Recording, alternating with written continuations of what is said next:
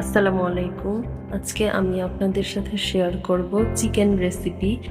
বাড়তি কোনো ঝামেলা ছাড়া একদম ঘরে থাকা মশলা দিয়ে কিভাবে চিকেনটাকে মজা করে রান্না করা যায় সেই রেসিপিটি আজকে আপনাদের সাথে শেয়ার করব। আপনাদের কাছে আমার ভিডিওগুলো কেমন লাগে সেটা অবশ্যই আমাকে কমেন্ট করে জানাবেন এবং আমার চ্যানেলটিকে সাবস্ক্রাইব করে আমার চ্যানেলের পাশেই থাকুন।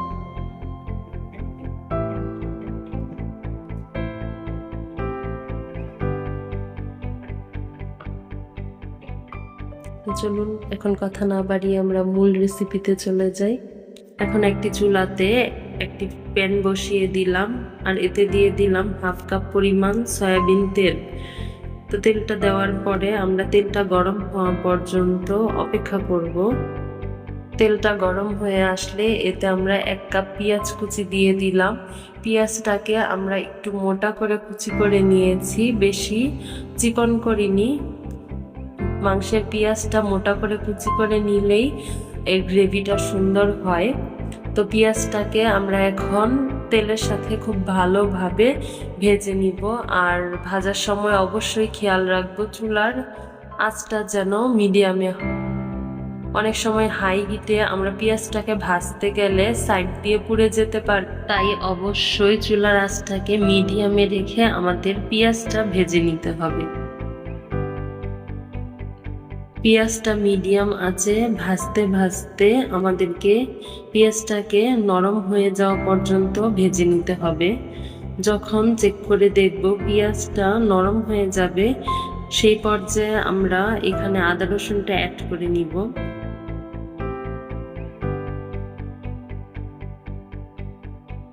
তো এরকম করে যদি আমরা পেঁয়াজটাকে ভেজে নেই তাহলে পানি দেওয়ার পর পেঁয়াজটা আর কাঁচা কাঁচা লাগবে না, পেঁয়াজটা একদম গ্রেভিটার সাথে মিক্স হয়ে যাবে। দেখুন আমাদের পেঁয়াজটা কিন্তু অলমোস্ট ভাজা হয়ে গেছে। এই পর্যায়ে এতে অ্যাড করে দিলাম 3 টেবিল চামচ রসুন বাটা এবং 1 টেবিল চামচ আদা বাটা। এখন আমি আদা রসুনটাকে পেঁয়াজটার সাথে খুব ভালোভাবে ভেজে নিব।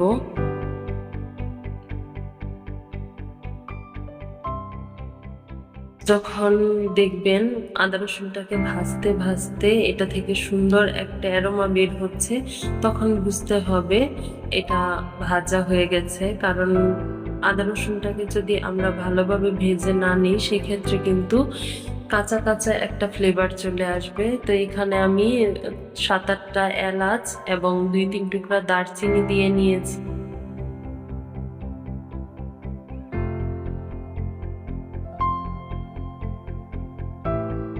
তো দেখতেই পাচ্ছেন আমি ভাজতে ভাজতে কিন্তু আমার অলমোস্ট ভাজা হয়ে গিয়েছে। তো আমি এখন এতে অল্প পরিমাণে পানি অ্যাড করে দিব। খুব সামান্য পরিমাণে এখানে আমি পানি অ্যাড করব, যেন পানির পরিমাণটা বেশি না হয়। পানিটা ইউজ করার পরও যেন তেলটা উপরে ভেসে থাকে, তাহলে কিন্তু মশলার কালারটা সুন্দর হবে। এখন এতে দিয়ে দিলাম 1 চা চামচ হলুদ গুঁড়া, 2 চা চামচ মরিচ গুঁড়া। আমি চা চামচটাকে উঁচু করে ভরে মশলাগুলো মেপে নিয়েছি। দিয়ে দিলাম 1 চা চামচ ধনিয়ার গুঁড়া। তো আপনারা যারা ঝালটা একটু বেশি খেতে পছন্দ করেন তারা আরো হাফ চা চামচ এখানে অ্যাড করে দিতে পারেন। তো আমি ঝাল একটু কমিয়ে দিয়েছি। এখন আমি মশলাগুলোকে তেলের সাথে খুব ভালোভাবে মিশিয়ে নিব। মিশিয়ে নেওয়া হয়ে গেলে আমি এতে সামান্য একটু পানি দিয়ে আর একটু মশলাটাকে সুন্দর করে কষিয়ে নিব। পানিটা বেশি দেওয়া যাবে না, খুব সামান্য পরিমাণ পানি দিয়ে এটাকে কষিয়ে নিতে হবে। তো মশলাটাকে আপনারা যত ভালোভাবে কষাবেন আপনাদের মুরগিটা খেতে এবং দেখতে অনেক বেশি সুন্দর হবে। এখন আমার মশলাটা কষানো হয়ে গেছে। তো এতে আমি এখন দিয়ে দিলাম 1 টেবিল চামচ লবণ। তো লবণটা আপনারা আপনাদের স্বাদ অনুযায়ী দিয়ে দিবেন। তো এখানে আমি 1 কেজি ওজনের একটা পাকিস্তানি মুরগি কেটে ধুয়ে একদম পরিষ্কার করে নিয়েছি, আর আমি সাথে সামান্য কিছু পা অ্যাড করে দিয়েছি। তো আমার ছেলে পা খেতে পছন্দ করে, তাই এখানে আমি পাটা দিয়ে দিয়েছি। আপনারা চাইলে এটা স্কিপ করতে পারেন। তো মুরগিটা মশলার সাথে ভালোভাবে মিশানো হয়ে গেলে আমি এতে সামান্য কিছু পানি দিয়ে দিয়েছি। 1/4 কাপের চেয়েও কম হবে, যেহেতু এটা পাকিস্তানি মুরগি তাই জন্যে আমি এখানে অল্প পরিমাণ পানি দিয়েছি।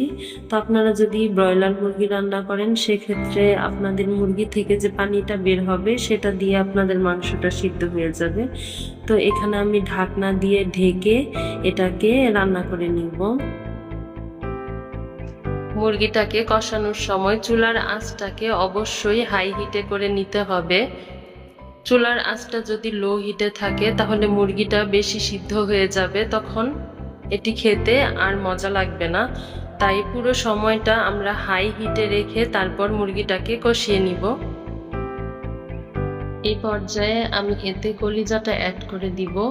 কলিজাটা অবশ্যই মুরগিটা কষানোর একদম শেষ পর্যায়ে দিয়ে দিতে হবে, তাহলে আপনাদের মুরগির কালারটা নষ্ট হবে না। অনেক সময় কলিজাটা যদি আমরা আগে দিয়ে দিই সেক্ষেত্রে মুরগির কালারটা কালচে হয়ে যেতে পারে।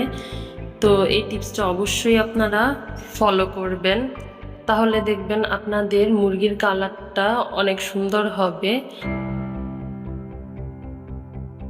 আজকের আবহাওয়াটা অনেক সুন্দর ছিল, তাই রান্না করতে করতে আমি একটু ভিডিও করে নিলাম। কষাতে কষাতে যখন পানিটা পুরোপুরিভাবে শুকিয়ে এভাবে তেলটা উপরের দিকে ভেসে থাকবে তখনই বুঝতে হবে আমাদের কষানোটা হয়ে গেছে। তো এখানে আমি 1 কাপ পানি দিয়ে দিয়েছি। আপনারা যদি মুরগিতে একটু বেশি ঝোল রাখতে চান তাহলে আপনারা আরও 1/4 কাপ পানি এতে অ্যাড করে দিতে পারেন। আমি চুলার আঁচটাকে হাইতে রেখে ঢাকনা দিয়ে ঢেকে মাংসে একটি বলক তুলে নিয়েছি। যখন এরকমভাবে বলক চলে আসবে তখন চুলার আঁচটাকে মিডিয়াম হাইতে রেখে আমরা ঢাকনা দিয়ে ঢেকে এটাকে রান্না করে নিব। এই পর্যায়ে চুলার আঁচটাকে যদি হাই হিটে রাখি তাহলে মুরগির ভিতরে মশলাটা ভালোভাবে ঢুকতে পারবে না, সেক্ষেত্রে মুরগিটা খেতে ভালো লাগবে না। তাই চুলার আঁচটাকে মিডিয়ামে রেখে আমরা ঢাকনা দিয়ে ঢেকে পুরোটা সময় রান্না করে নিব। আমি এই পর্যায়ে চুলাটাকে অফ করে দিব। আপনারা যদি ঝোলটাকে আরো শুকাতে চান তাহলে এই পর্যায়ে চুলার আঁচটাকে হাই রেখে ঝোলটা শুকিয়ে নেবেন। দেখতেই পাচ্ছেন আমার মাংসের কালারটা আলহামদুলিল্লাহ অনেক সুন্দর হয়েছে। তো আপনারা অবশ্যই এই রেসিপিটি একবার ট্রাই করে দেখবেন আর আমাকে সাপোর্ট করবেন আর আমার পাশে থাকবেন। তো আজকের মতো সবাইকে আল্লাহ হাফেজ।